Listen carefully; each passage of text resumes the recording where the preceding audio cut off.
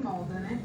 Eu comecei lá há muito tempo atrás, mas estou efetiva no hospital desde 2015 e 2017 chegou a primeira paciente nossa que a gente conseguiu fazer esse diagnóstico de atrofia muscular espinhal.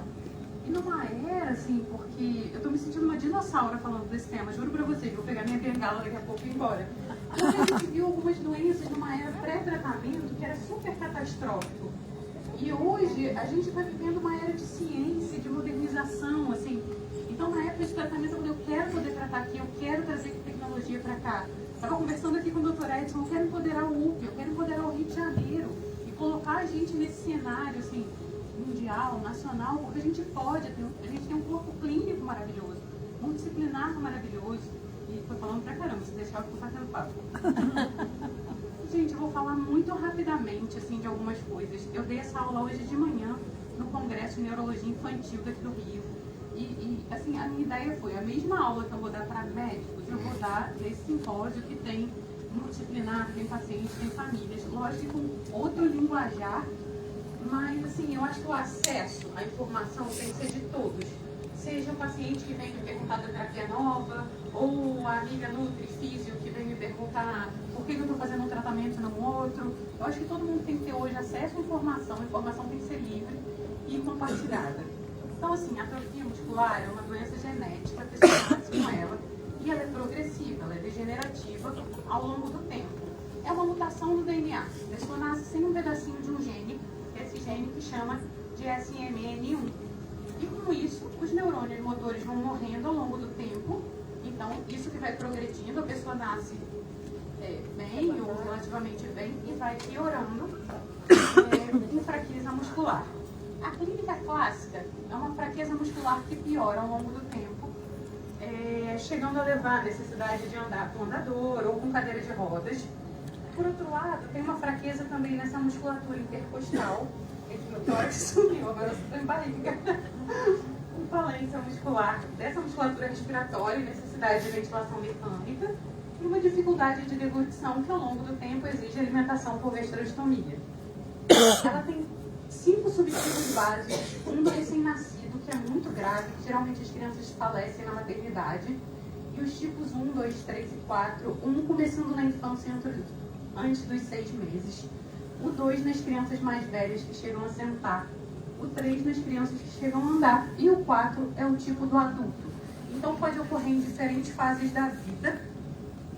E o que faz a diferença entre eles é um outro gene, que é um gene suplente, que produz uma parte dessa proteína.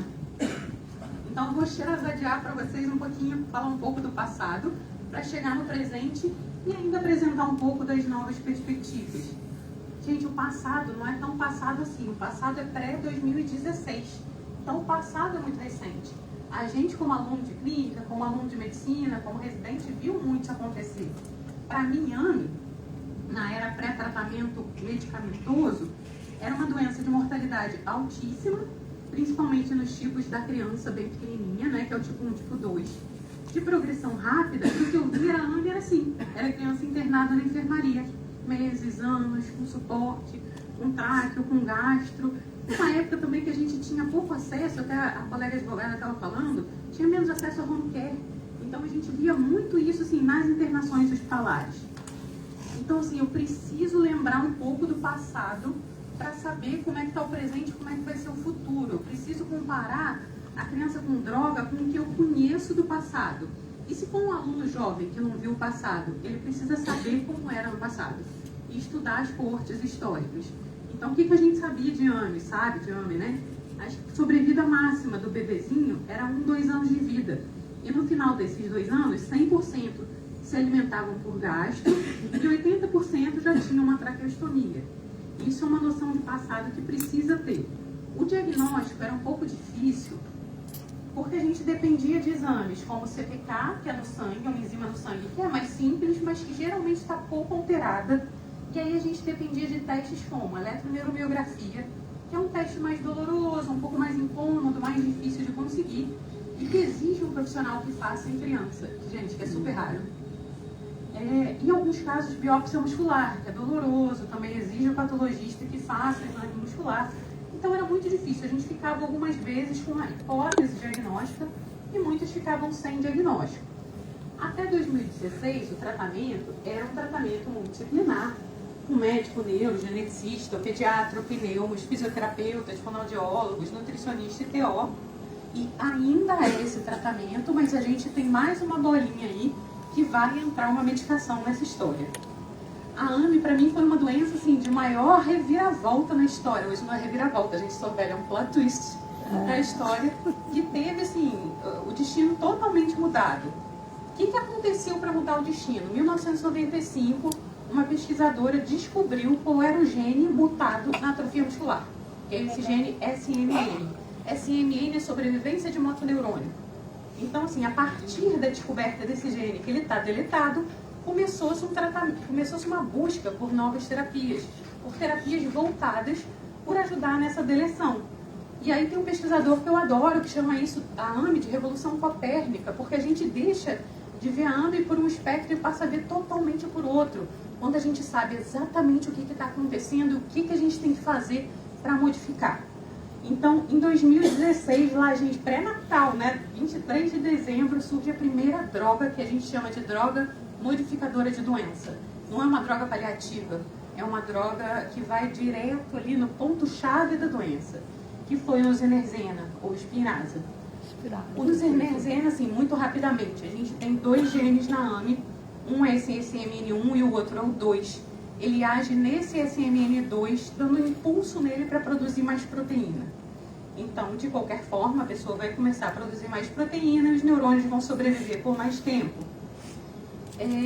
Ponto um pouco negativo dele, a administração é intratecal, como se fosse uma anestesia hack, só que a gente faz a medicação.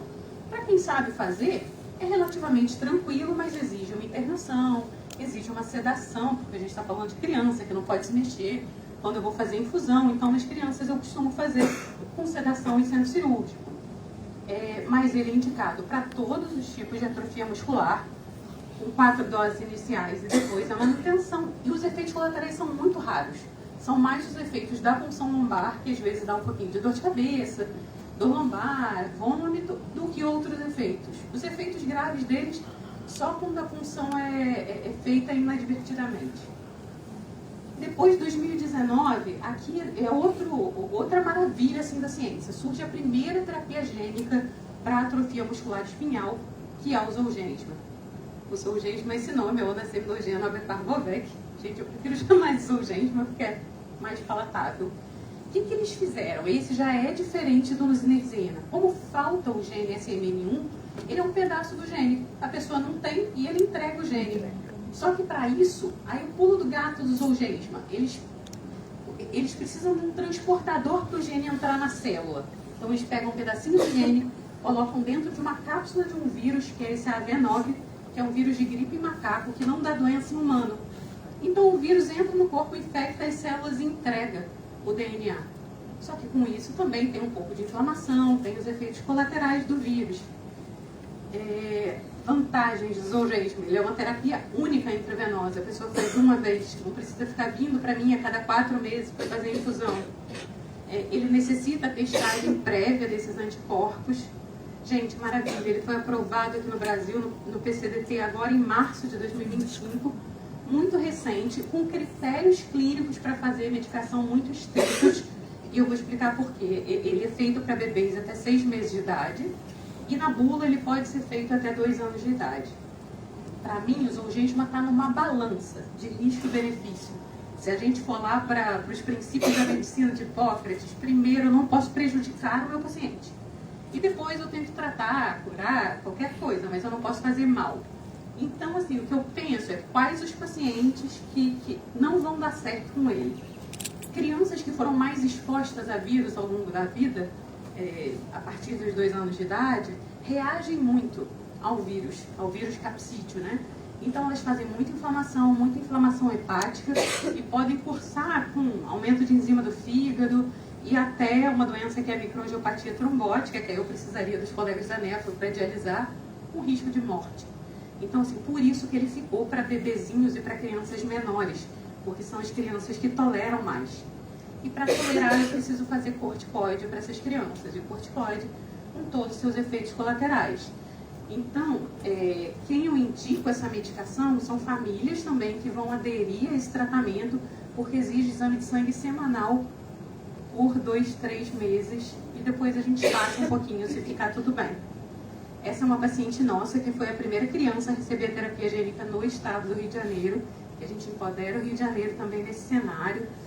E ela tá ótima, a família também. Gente, tudo de bom dessa criança é essa família, que faz de tudo, que corre atrás, que vende quentinha para pagar terapia, e que faz Uber, e que faz tudo, assim, e é por isso que ela tá tão bem. Ela faz a reação que a gente espera, de aumento de enzima do fígado, de plaquetopenia, que já é bem esperado, mais manejado. E agora, pela primeira vez, gente, notícia fresquinha, 15 de maio agora, foi feito o Zolgensma pelo SUS. Essa nossa criança do Rio de Janeiro fez no particular. E agora, dia 15, a primeira criança fez pelo SUS em Brasília. E eu espero que isso logo chegue ao Rio de Janeiro.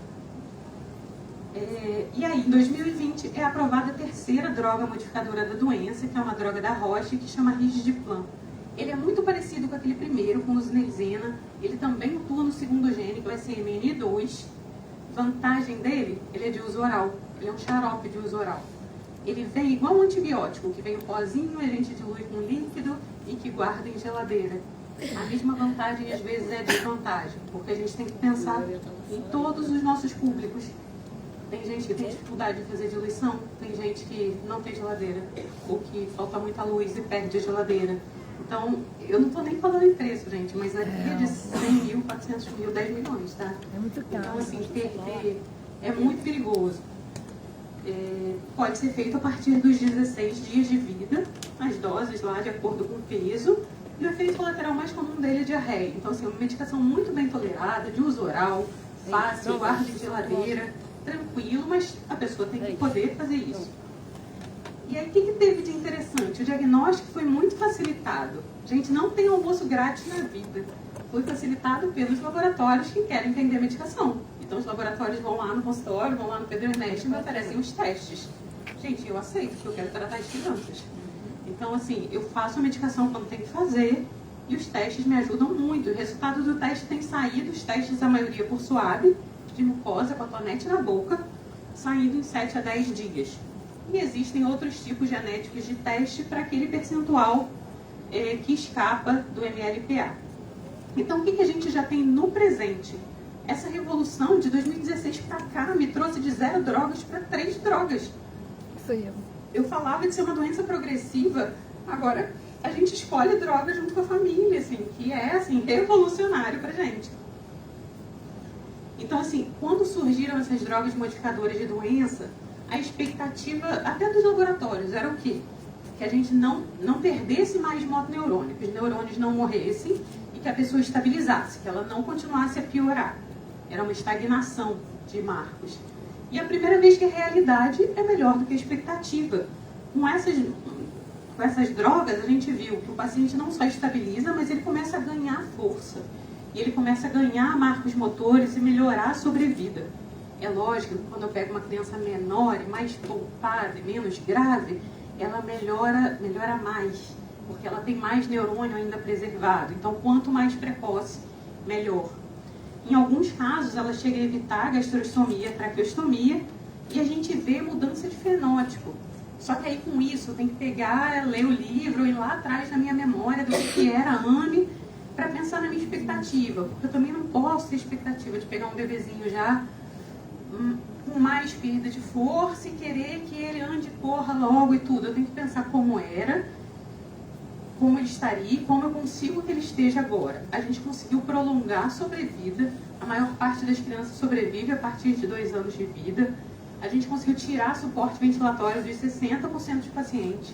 E de alimentação também.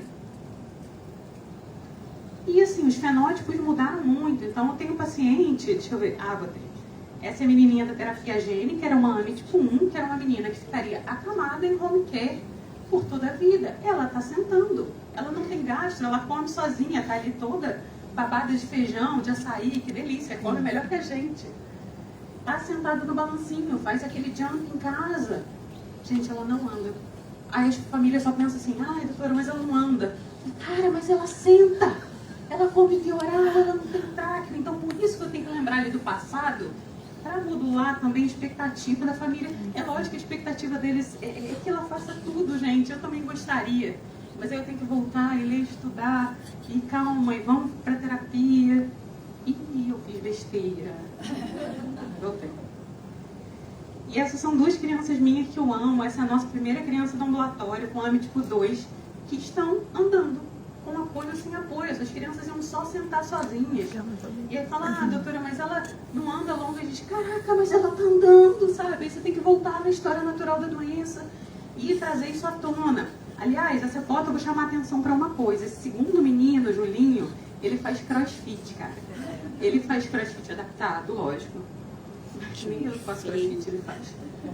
Mas assim, o crossfit melhorou muito a vida dele. Ajudou muito. Mesmo com terapia, quando ele começa o crossfit, que é fundo físico e um personal, assim, os caras são fantásticos, ele ganha muita força. E ele já com medicação. Então, assim, as terapias continuam sendo muito importantes. Ah, eles são meus exemplos maravilhosos. Só porque faz crossfit, né? Oi? Só porque faz crossfit você não. Ah, ele é melhor que muita gente aqui. Ele fala na infusão, porque eu faço uma zinerzena nele ainda, sedado, né? Aí ele fala para o anestesista, eu não gosto daquele cheirinho. Você pode fazer na veia? Aí o anestesista fala lá no internet. Não, na veia dói, mas eu sou brabo. Eu faço crossfit, pode fazer. Adoro, cara. Tratar de criança é muito bom. Não sei como é que tem gente que trabalha com adulto, Paulo. Não, é com criança mesmo. Eu sei. E aí no DT de AME, que é o nosso protocolo do Ministério da Saúde, a gente tem essa definição dos critérios de inclusão e exclusão para tratamento dessas 3 novas drogas, com elegibilidade bem demarcada, e esse protocolo está em constante atualização, tanto que a adição do Zolgensma é agora março de 2025, que foi maravilhosa. Então hoje, se chega um paciente para mim, eu escolho entre 3 drogas. Essa escolha, eu tenho que levar vários fatores em consideração: idade, peso, tipo de AME, o acesso à medicação. As minhas famílias mais distantes não podem vir toda hora ao Rio buscar Rigiplam para guardar na geladeira. Então, assim, esse eu prefiro que vá de 4 em 4 meses, eu faço a infusão, ele vai embora. Mas isso dá para discutir com a família. Tem uma família que não tinha geladeira há pouco tempo. Parece distante isso, mas é a nossa realidade. Então, isso eu prefiro fazer no hospital, a infusão. Tinha uma menina que foi uma que trocou medicação, que ela não toma remédio por via oral. Quem aí tem filho, neto, sobrinho que não bebe medicação de jeito nenhum? Tem essas crianças que tudo vomita, que não toma, então ela fica intratecal. As crianças com escoliose importante, com uma formação de coluna, eu prefiro a droga oral. As 3 drogas são muito boas e muito equiparáveis. Não tem muito discussão entre elas em termos de efetividade. A gente já tem um consenso nosso brasileiro. A Clarice ali, maravilhosa, participou da elaboração do consenso. E gostaria de reforçar que, assim, eu venho falar de droga, mas assim, tem que reforçar que o tratamento multidisciplinar é tão importante quanto o remédio.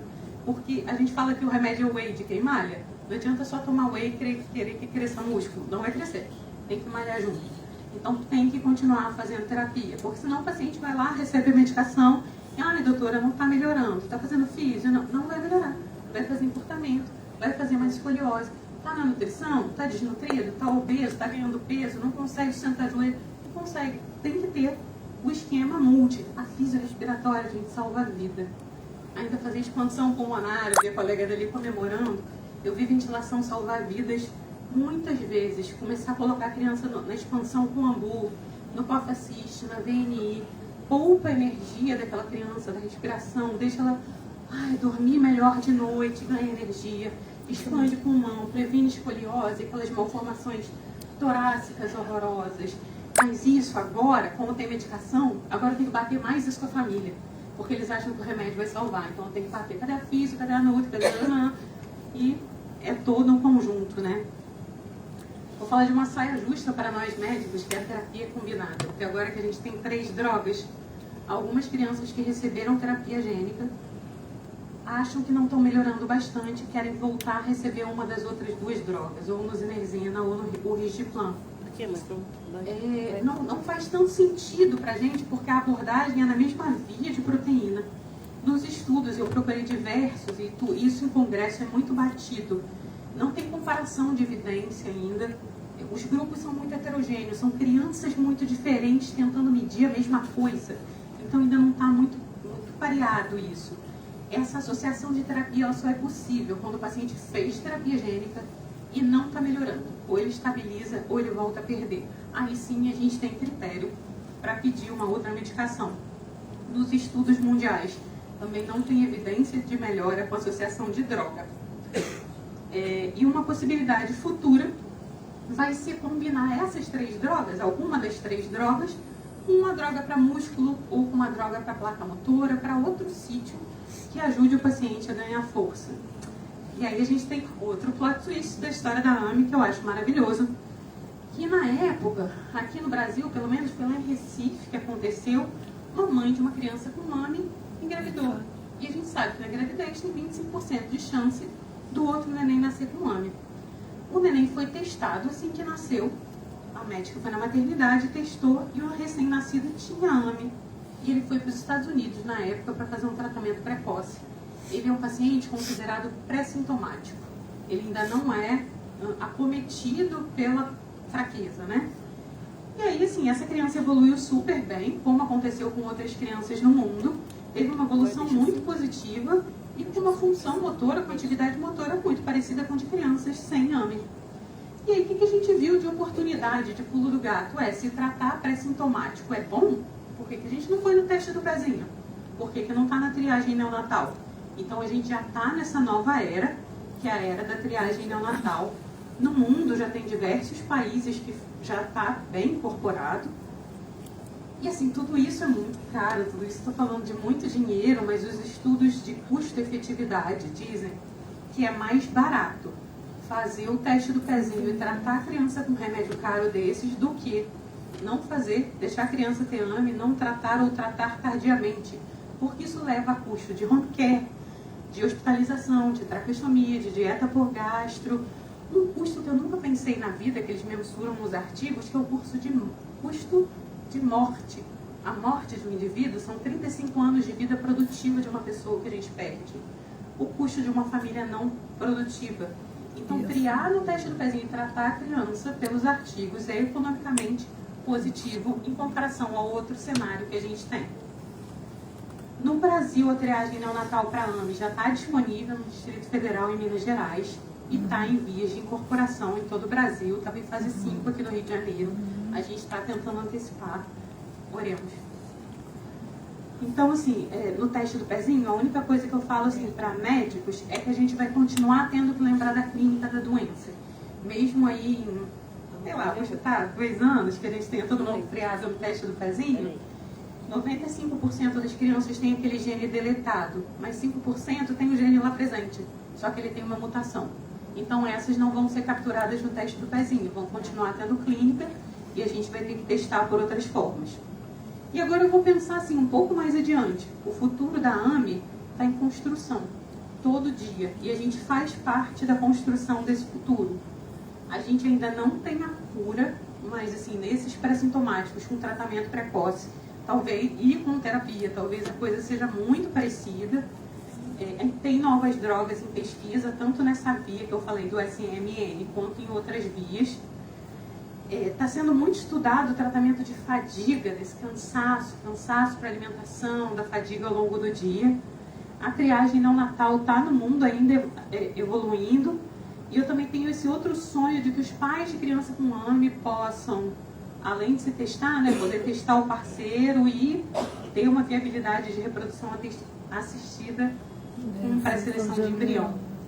No Brasil, a gente ainda tem que ampliar a oferta de teste diagnóstico, conseguir direcionar para centro de referência. Não são todos os tipos de AME que têm acesso à medicação. Hoje a gente tem acesso no PCDT para AME tipo 1 e tipo 2. O tipo 3, que é o da criança que consegue caminhar, ainda não tem um tratamento liberado. Ele é só judicializado. Gente, mas ele mantém a marcha. As crianças conseguem manter a marcha. Então é uma luta. Esse ano isso deve ir de proposta para a Conitec e PCDT de novo. Um desafio no Brasil, que é o que você falou, que eu adorei da sua aula hoje, assim, é o básico, sabe? É o simples que é difícil, é o fácil que é difícil. é assegurar que todos os nossos pacientes tenham acesso a tratamento multidisciplinar, seja na rede pública ou privada. Quantos pacientes meus não têm físio? E que é de chorar, porque eu faço uma droga de 400 mil e ele não faz físio. E aí até onde eu estou conseguindo melhorar, e é meio cruel, meio criminoso isso, sabe? Então, assim, sonho que a gente consiga fisiomotora respiratória, fono, nutrição, TO, ortopedia, órteses, aparelhos de ventilação, que a gente consiga efetivamente incorporar a triagem para teste do pezinho no Brasil, que a cobertura do teste do pezinho chegue a todo mundo, a todas as famílias. O teste do pezinho hoje tem cerca de 80% de cobertura. Então, temos que chegar a 100%. A busca ativa dessas crianças, a confirmação e o acesso medicamentoso. Então, da minha conclusão, a AME passou de uma doença assim, cruel e devastadora, que a gente falava, então criança com AME para ver lá, assim, como é que eu vou falar com essa família? Dói, gente, dói na gente também. O médico tem coração, tá? E a gente sofria muito. Então, assim, passou a ser uma doença considerada tratável. Quanto mais precocemente diagnosticada e tratada, melhor o resultado. A gente tem esse papel importante e os avanços continuam em andamento. Para mim, falar de tratamento da AME, tanto medicamentoso quanto não medicamentoso, é viabilizar que essas pessoas tenham oportunidade na vida. Oportunidade de tudo, de chegar ao máximo delas, de produzir, de ter mais liberdade. Liberdade de alimentação, liberdade de respirar, liberdade de andar, liberdade de ter autonomia. Sei lá, de viajar sozinhos, de beijar na boca, de fazer um mochilão, de fazer o que eles quiserem sozinhos e de viver com qualidade. E essa é a minha equipe maravilhosa de neurogenética. Agradeço por estar aqui, espero que tenha sido legal. Foi ótimo.